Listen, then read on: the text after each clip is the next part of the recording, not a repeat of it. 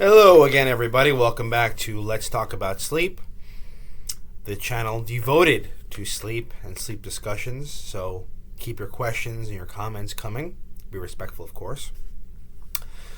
The video is based on my two books back there, Let's Talk About Sleep and The Story of Sleep from A to ZZZ. Both are available on Amazon. Both links are in the description box down below.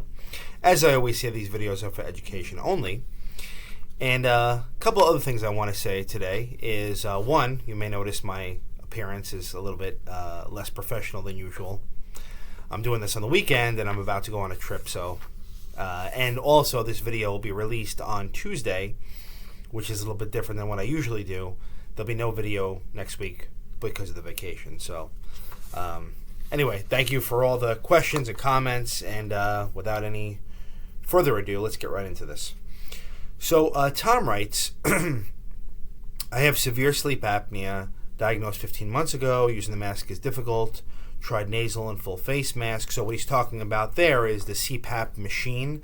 That's essentially like a box that blows pressurized air out. There's nasal masks that go in the nostrils called nasal pillows. There's ones that go over the nose called nasal masks. There's full face mask, which goes over the nose and the mouth. I keep tossing and throwing the CPAP away, struggling to get through. How do I ensure good sleep when the mask fails? I have energy problems, not good brain function, waiting to see a sleep specialist. So, Tom, what I would say there is, and it sounds like you've already done this, but there's many different masks out there. You know, there's three types: the nasal pillows, nasal mask, full face mask. But within those three types, there's also different brands. Definitely that's something you want to talk to the specialist about. The other option, though, is what else do we do about this? And I wrote back to you under the comments that you wrote. The Inspire device might be something to consider here. And, I have videos on that. It's basically an implantable nerve stimulator, okay, that gets implanted into the chest wall here. And what it does is it sends a signal with a wire to stiffen up the tongue so it's not able to fall backwards and close off the airway. For somebody with severe sleep apnea who can't tolerate CPAP, that can work. All right. Weight loss, making sure you avoid sleeping on your back. That's important, right? Because if you're on your back, gravity is kind of pulling your tongue backwards. It's going to make it worse. Alcohol can make it worse. Smoking can make it worse. So I would focus on those things for now. Keeping off your back, weight loss, exercise, no smoking, no alcohol. The other option would be possibly an oral device, right? A dental device. I have videos on that as well. Those are made by dentists, and they get molded to the upper and lower teeth. You put it in your mouth at nighttime, it's going to pull your lower jaw forward. That can also work. Not as effective for severe sleep apnea, but the point is there is options. So definitely look into them, and good luck. Susan writes on my Remembering Our Dreams video, I'm thinking about doing a titration to go to Ambien and Lunesta. Ambien and Lunesta are two sleep medications that are under the same category of what they are. They're both what we call Z drugs. Okay, so they're non-benzo sleep aids. A lot of videos on that, so feel free to check them out. But Ambien we consider to be shorter acting. Lunesta is longer acting.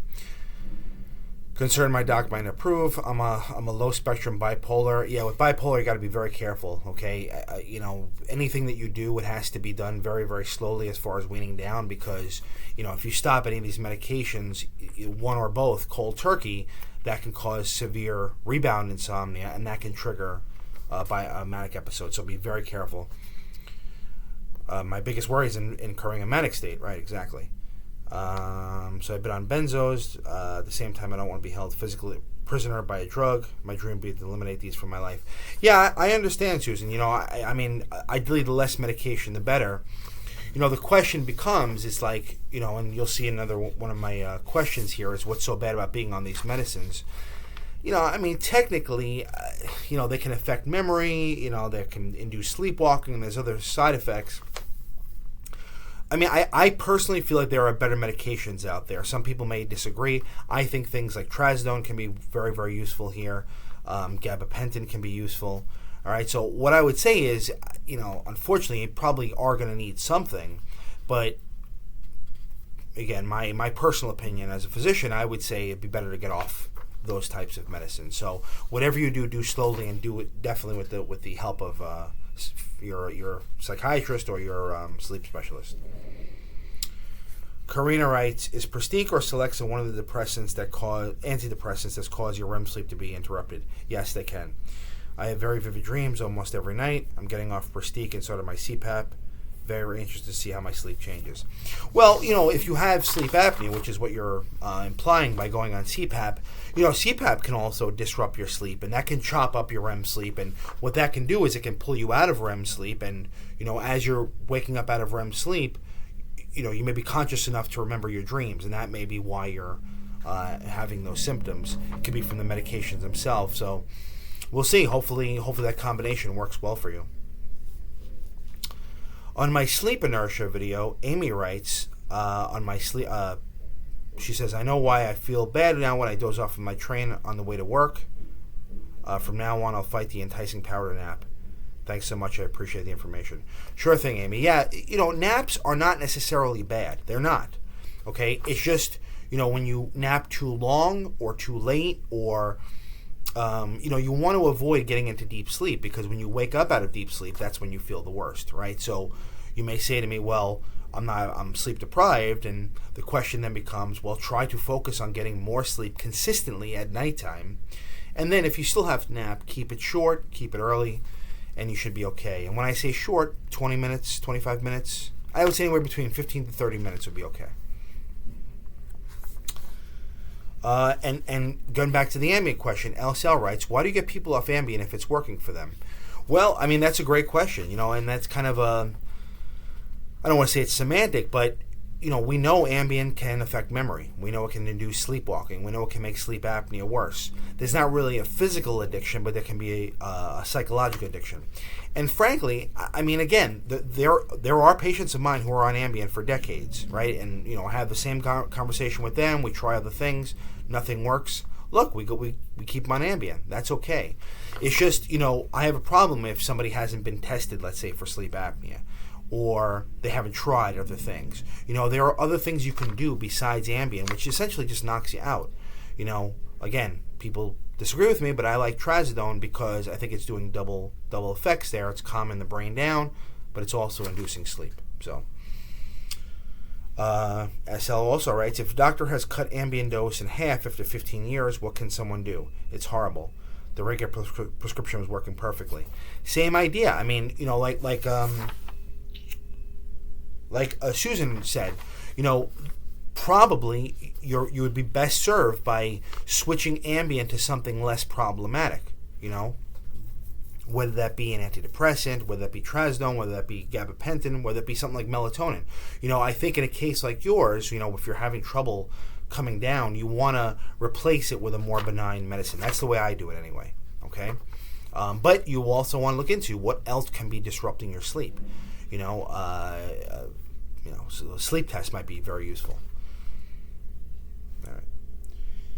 And then finally, and I apologize here. I didn't get to everybody's question just because I want to really kind of hit the big points.